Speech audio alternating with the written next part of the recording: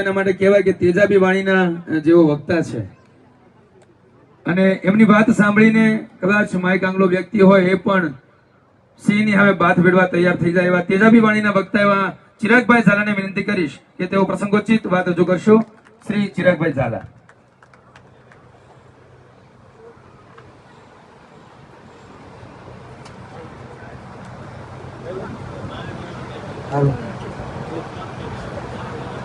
વિશ્વવંદનીય માનવતાનો સંદેશો આપનાર કોળી માતાના કુખે જેનો જન્મ થયો તેવા ગૌતમ બુદ્ધના ચરણોમાં વંદન.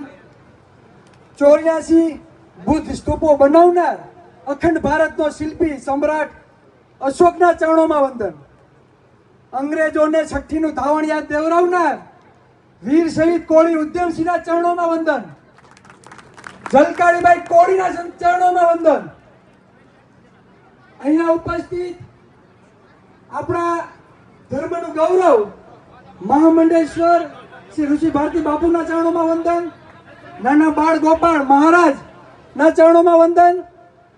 અને જે અમે નાના હતા ત્યારે જેની વાતો માત્ર સાંભળી એવા હૃદય સમ્રાટ પરસોત્તમભાઈ સોલંકીના ચરણોમાં વંદન. કહેવાય છે ને કે જે સમાજ પોતાનો ઇતિહાસ નથી જાણતો તે સમાજ ક્યારે ઇતિહાસ બનાવી શકતો નથી. આજે સૌથી વધારે આ ગુજરાતમાં 6 કરોડની વસ્તીમાં 2.5 કરોડથી વધુ વસ્તી કોની છે? આ કોળી સમાજની. જે ક્રાંતિકારી ઇતિહાસ તમે જો તો આ કોળી સમાજે હંમેશા શાસન કર્યું છે. શાસન હંમેશા દેવાવાળો રહ્યો છે. દેવાવાળો માગવાવાળો નહીં. આજે સનાતન ધર્મ ઉપર પણ આપણા સમાજનું વર્ચસ્વ નથી. આપણા સમાજને બાદબાકી કરી નાખવામાં આવી છે. બીજી તો વાત તમે જવા દો. અમારા બડુભાઈ જે કલમની વાત કરી તો ખરેખર શિક્ષણ એ સિંહણનું દૂધ છે જે પીવે એ ગર્જના કરે. પણ ખરેખર શિક્ષણ લીધા પછી ગર્જના ક્યાં કરવી ને તે પહેલા આપણે ખ્યાલ હોવો જોઈએ. આપણે આરક્ષણથી સરકારી નોકરી મેળવી લઈએ પણ સમાજને કઈ કામ ના આવીએ, સમાજને વાસ્તવિક રીતે જાગૃત ના કરીએ, આરક્ષણનો લાભ સમાજને કઈ રીતે મળે તે માટે સમાજને જાગૃત ના કરીએ તો તમારા શિક્ષણમાં ધૂળ પડી કહેવાય. કલમની વાત આવે તો હું તમને કહું કલમની તાકાત શું છે.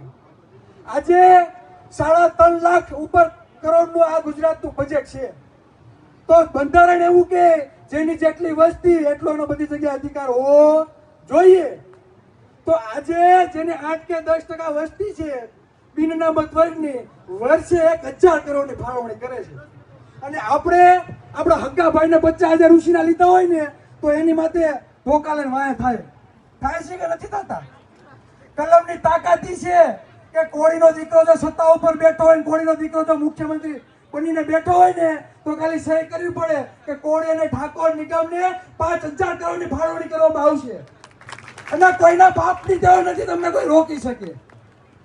તમારો મુખ્યમંત્રી હોય તો સહી કરવી પડે, ખાલી એક કાગળિયા ઉપર રજૂઆત કરવી પડે કે કોળી ઠાકોરના જેટલા પણ ગુના છે, પછાત સમાજના આંદોલનકારીઓના જેટલા પણ ગુના છે હાલો ખેવી નાખો. એટલે ખાઈ જાય. કોઈની બાપની તાકાત નથી ને રોકી. આ તાકાત છે સત્તા ઉપર. હવે મત આપણા છે.